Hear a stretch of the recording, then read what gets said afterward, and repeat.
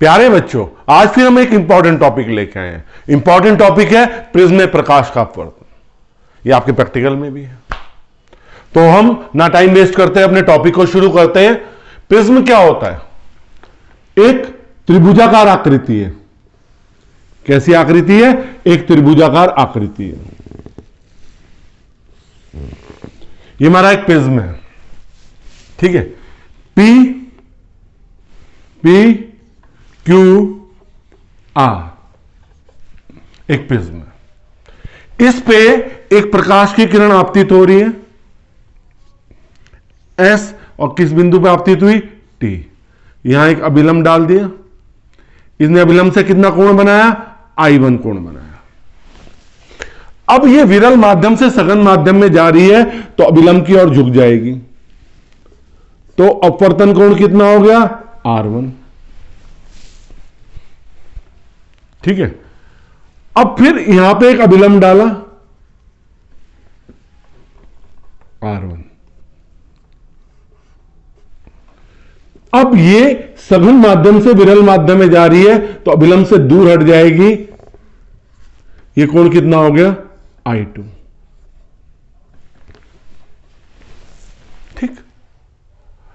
अब आपतित प्रकाश की किरण को आगे मिलाया, और जो बाहर निकल गई थी किरण उसको पीछे मिलाया। दोनों जहां पे मिली, जो कोण बना, इसे क्या कहेंगे? विचलन कोण। ये कोण कितना हो गया? R2। ST, ये U हो गया, ये V, ये क्या हो गया? W। और प्रिज्म कोण कितना है? A।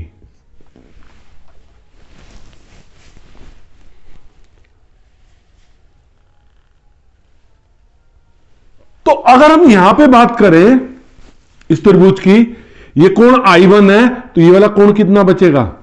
देखो इधर,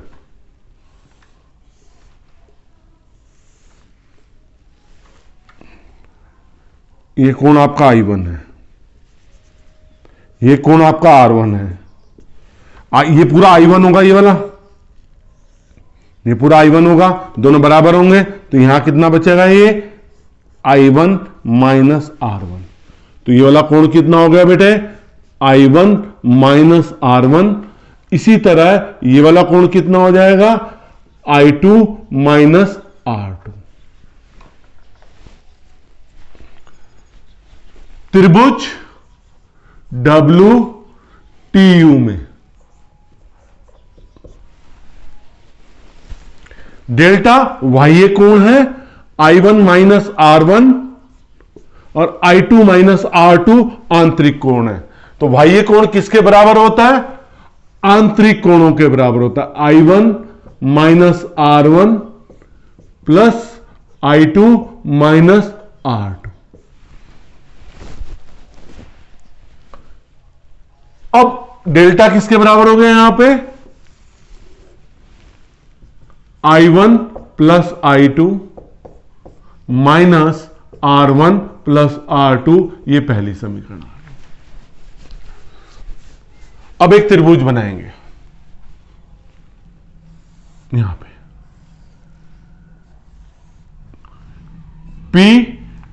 PTU। ये अभिलंब है, ये अभिलंब है। ये कोण कितना है? 90 डिग्री। ये कोण कितना है? 90 डिग्री। ये कितना आया? R1। ये कितना है? R2। तो ये कोण कितना बचेगा बच्चों? 90 डिग्री माइनस R1, क्योंकि ये तो 90 डिग्री हो गया। अब ये पूरा 90 डिग्री था, ये वाला देखो, ये पूरा 90 डिग्री था, ये पूरा 90 डिग्री था हमारा, है ना। तो ये कितना बच जाएगा अब? 90 डिग्री माइनस R2, और ये कितना कोण है? A। त्रिभुज PTU में A plus 90 degree minus R1 plus 90 degree minus R2 is equal to 180 degree. जो आंतरिक कणों का योग होता है वो 180 डिग्री होता है। ए प्लस 90 कितना हो गया 180 degree, minus R1 minus R2 180 degree. 180 degree से 180 डिग्री कट गया, आपके पास क्या बचा, A is equal to R1 plus R2। ये कौन सी समीकरण होगी, दूसरी समीकरण। ए का मान समीकरण 1 में रखने पर, समीकरण 1 में ए का मान रखने पर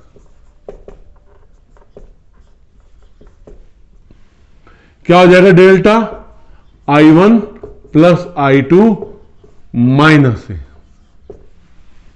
ये समीकरण नंबर क्या होगी हमारी, 3 होगी।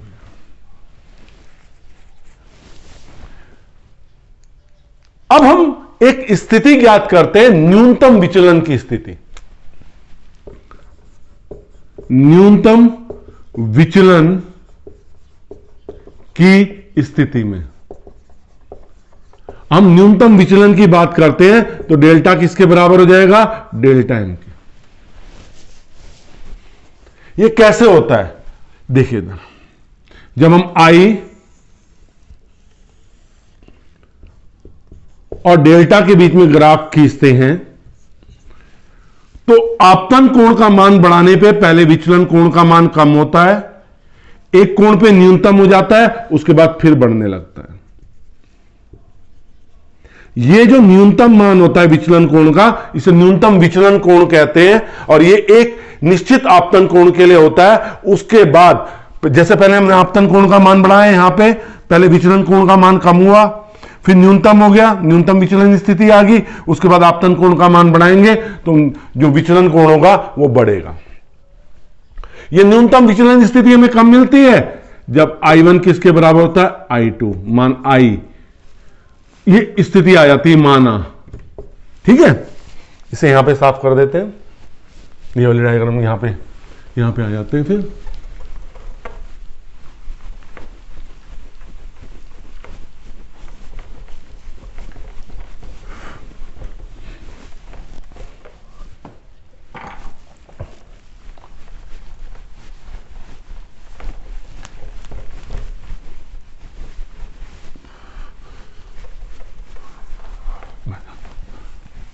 देखो, न्यूनतम विचलन स्थिति में I1 किसके बराबर होगा, I2 I माना,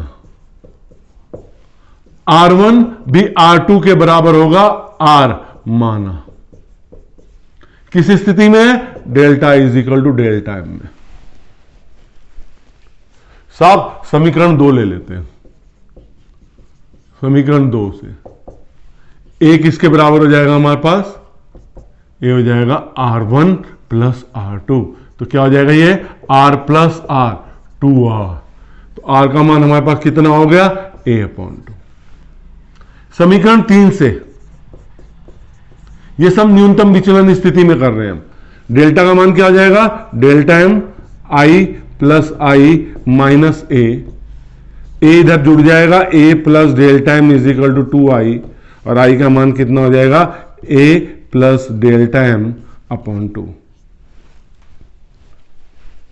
हम जानते हैं स्नेल के नियम से, म्यू इज इक्वल टू क्या हो जाएगा, स्नेल के नियम से, स्नेल के नियम से म्यू किसके बराबर होता है, sine I upon sine R।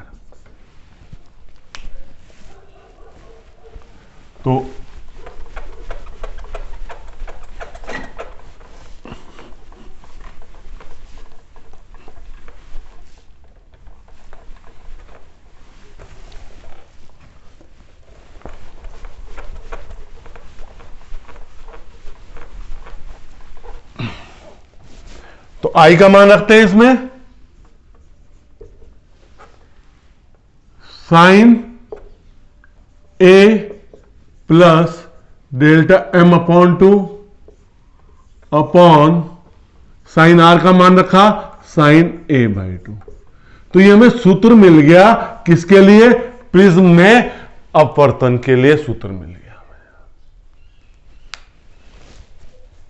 बच्चों फिर ध्यान रखना, ये प्रैक्टिकल में भी है, आपने प्रकाश की किरण को आपतित करा एसटी को, अपवर्तित हुई, फिर अपवर्तित हुई बाहर निकल गई, आपने आपतित किरण को आगे की ओर बढ़ाया और जो निर्गत किरण थी उसे पीछे की ओर बढ़ाया, जहां दोनों मिली जो कोण बनता है इसे क्या कहते हैं, विचलन कोण कहते हैं। और ये ग्राफ भी बहुत इंपॉर्टेंट है आई और डेल्टा के बीच में, यही एक ऐसा बिहेवियर शो करता है, पहले ही इसका मान घटता है, फिर न्यूनतम हो जाता है, फिर बढ़ता है। तो ये जो हमने गणना करी है, ये इस प्रकाश के अपवर्तनांक के लिए, पदार्थ के अपवर्तनांक के लिए जो संबंध निकाला है, ये न्यूनतम विचलन स्थिति के लिए निकाला है। किसके लिए निकाला है, न्यूनतम विचलन स्थिति के लिए। बच्चों, जो बच्चा पहली बार में ये वीडियो देख रहा है ना, बेटे इकाई 1 से इकाई 9 तक का संपूर्ण पठन पाठन सामग्री मतलब थ्योरी वीडियो के रूप में उपलब्ध है, आप देखिए। न्यूमेरिकल्स भी डाल रहा हूं अब मैं, न्यूमेरिकल्स भी उपलब्ध हैं और इंपॉर्टेंट टॉपिक की वीडियोस भी आपकी उपलब्ध है। मेरा पढ़ाना आपको समझ में आ रहा है तो मैं वीडियो को लाइक कीजिए, शेयर भी कीजिए अपने साथियों के साथ, और अगर चैनल को सब्सक्राइब नहीं किया सब्सक्राइब जरूर कीजिए, जिससे जो भी आपको नई वीडियो आए आपको तुरंत मिल जाए। धन्यवाद।